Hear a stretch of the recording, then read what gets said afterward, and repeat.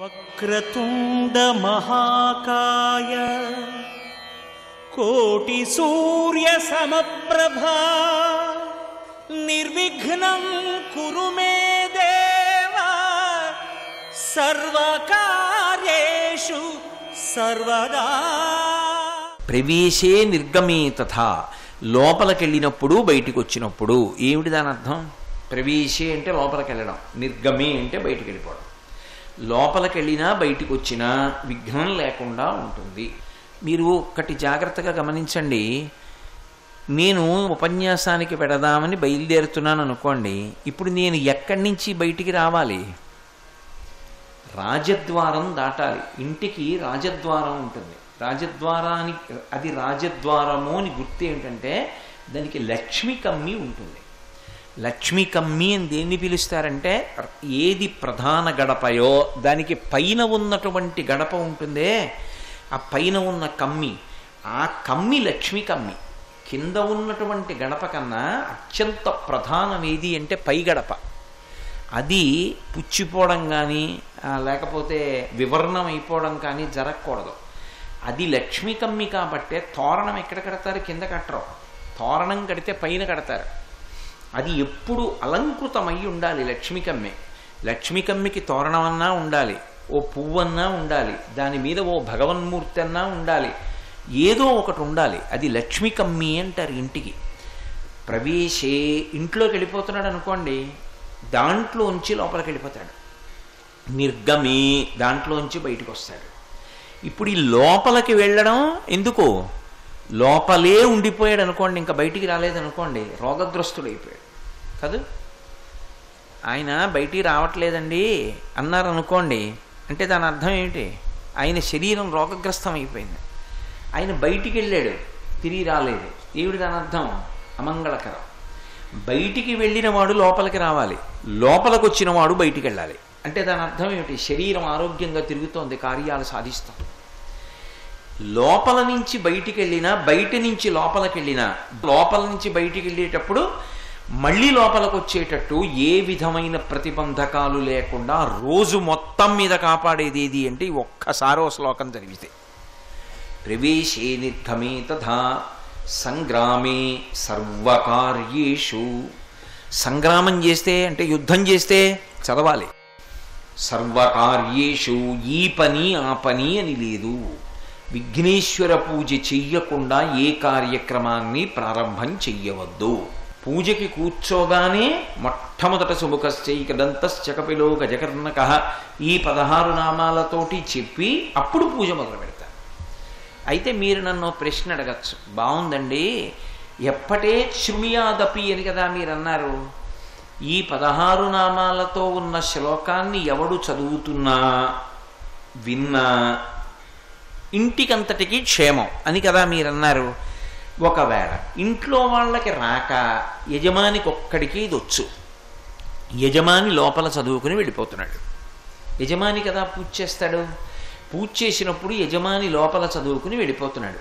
అప్పుడు మిగిలిన వాళ్ళకి ఏమిటి ప్రయోజనం? పైకి చదవట్లేదుగా, వాళ్ళు వింటలేదుగా. వాళ్ళకి చదువుకుందామంటే రాదు అనుకోండి, పోని కాసేపు రాదు. అప్పుడు ఎలా? లేదు, చంటి పిల్లలు ఉంటారండి, చంటి పిల్లలకి ఏం తెలుసు, వాళ్ళు చదవగలరా? కానీ వాళ్ళు క్షేమంగా ఉండాలా వద్దా? మరి ఎలా, ఎవరు రక్ష కడతారు? ఇంటి యజమానేమో పైకి చదవట్లేదు, అది లోపల చదువుకుని వెళ్ళిపోతున్నాడు. అప్పుడు ఎలా అంటే ఇందులో ఒక పెద్ద రహస్యాన్ని చెప్పారు. యజమాని 16 విషయాలు అడగాలి. ఎందుకు అడగాలి అంటే, ఇంటికి యజమాని అంటే ఎవరు? ఆ ఇంట్లో వాళ్ళందరి యొక్క యోగక్షేమాలు ఆయన చూడాలి. ఆయన చూడగలిగిన వాడు. ఇప్పుడు ఇంటికంతటికి అడగవలసినవి 16 ఉన్నాయి యథార్థానికి. ఈ 16 అడగాలి యజమాని. అవి కూడా ఒక క్రమంలో ఉంటాయి. 7 తన కుటుంబం కోసం అడగాలి.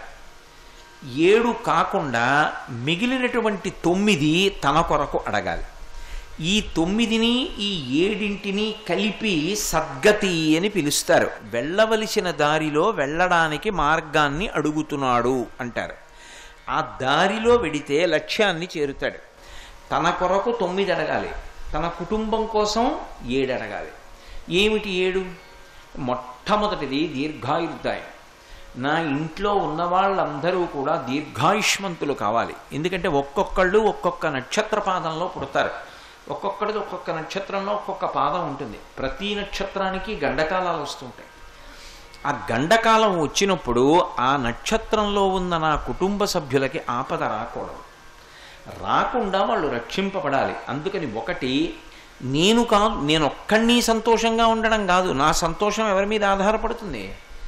నా ఇంట్లో ఉన్న వాళ్ళందరూ కూడా సంతోషంగా ఉంటే కదూ. సంతోషంగా ఉండడం అన్న మాటలో మొదటి మాట ఏమిటి? వాళ్ళందరూ దీర్ఘాయుష్మంతులు అవ్వాలి. అందుకని మొదటిది దీర్ఘాయుర్దాయం అడగాలి. ఆయుర్దాయం ఉంది, 96 ఏళ్ళు బతికాడు, కానీ 95 ఏళ్ళు మంచంలో ఉన్నాడు. ఏమిటి ఉపయోగం? అలా అందుకే దీర్ఘాయుర్దాయం అడిగితే పక్కన ఆరోగ్యం అడగాలి.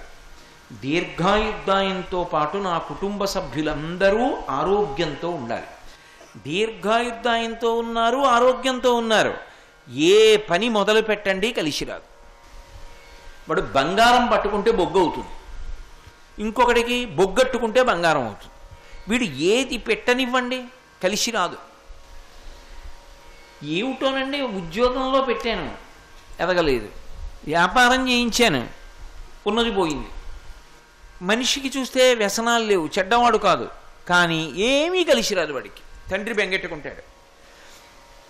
ఇప్పుడు మూడవది ఏది అడగాలి అంటే కార్యసాఫల్యం అడగాలి.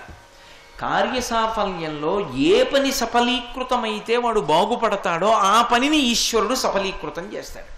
కాబట్టి కార్యసాఫల్యం అడగాలి. కార్యసాఫల్యము తర్వాత సంపద అడగాలి. గృహస్థాశ్రమంలో ఉన్నటువంటి వాడికి అర్థము లేకపోతే ఎలాగండి? అర్థము అంటే డబ్బు ఒక్కటే అని మీరు అనుకోకండి. వేదాంత శాస్త్రంలో ఒక్కొక్క మాటకి అర్థం వేరుగా ఉంటుంది. అర్థము అన్న మాటకి అర్థం ఏమిటంటే భోగ వస్తు సముదాయము అని. ఒకడికి ఓ ఇల్లు ఉందనుకోండి, వాడు సంతోషంగా రాత్రి అయ్యేటప్పటికి ఇంట్లోకి వెళ్ళిపోతాడు. ఏ పురుగు పుట్ర కుట్టేస్తాయినని బెంగ ఉండదు. వాడు పడుకోవడానికి ఓ మంచం ఉండాలి, వాడు పడుకుంటే తిరగడానికి ఓ ఫ్యాన్ ఉండాలి, నెల అయ్యేటప్పటికి కరెంటు బిల్లు కట్టడానికి డబ్బు ఉండాలి, తను కడుపు నిండా అన్నం తిని ఒకళ్ళ దగ్గర చెయ్యి చాపవలసిన అవసరం లేకుండా బ్రతకగలగాలి. ఇలాంటివన్నీ కూడా ఉండడాన్ని సంపద అని పిలుస్తారు. ఎన్ని చెప్పాను ఇప్పటికే?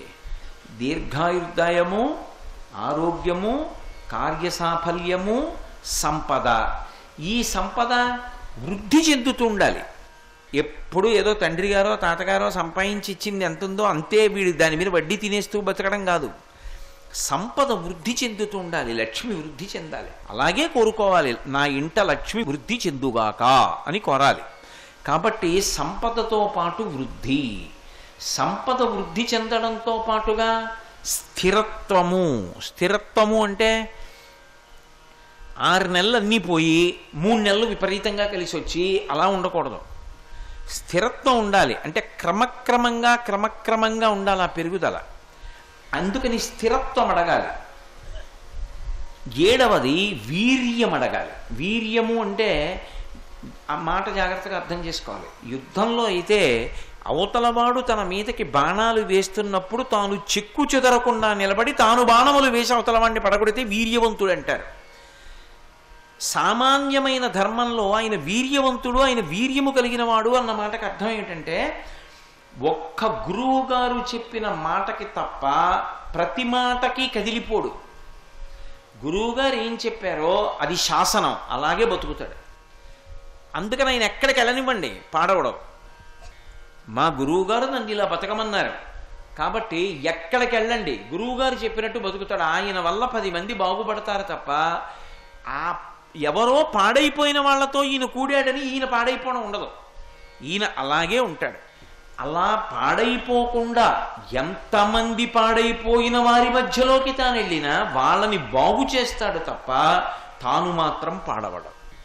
అలా నిలబడగలిగితే వీర్యవంతుడంటారు. ఈ లక్షణం లేదనుకోండి, ఇంట్లో ఎంత పేరు ప్రఖ్యాతులు గణించినటువంటి వారు ఉన్నప్పటికీ కూడా ఆయన పేరు ప్రఖ్యాతులు కూడా నశించిపోతాయి వంశంలో పుట్టిన వాళ్ళ వల్ల.